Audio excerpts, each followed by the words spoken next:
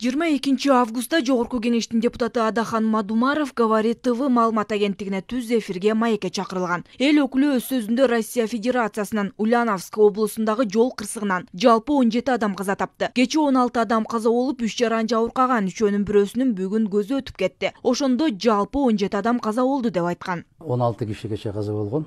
Ошонун ичинен дагы 3 оор абалда болчу. Үчөөнүн бирөөсү бүгүн көз жумду.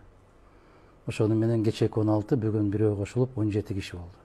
Бул маалымат боюнча Өзгөчө кырдаалдар министрлиги расмий билдирүү таратты. 21 август күнү Орусиянын Ульяновск облусунун Николаев районундагы М5 Урал унаа жолунун 808-810 чакырымында 2 оор жүк ташуучу унаа жана Мерседес үлгүсүндөгү жүргүнчү ташуучу унаалардын ортосунда жол кырсыгы катталган. Тышкы иштер министрлигинин такталган маалыматына ылайык, кырсыктын кесепетинен каза болгон 16 жарандын 14-ү Кыргызстандын жарандары. Ошондой эле Кыргызстандын 3 жараны жаракат алып, алар Николаев райондук ооруканага жеткирилген. Учурда 2 жаран жалпы палатага которулуп, 1 жаран жандандыруу бөлүмүндө. Өзгөчө кырдаалдар министрлиги кыргыз коомчулугу кан жутуп отурганда туура эмес маалыматтарды таркатуудан алыс болууга чакырат.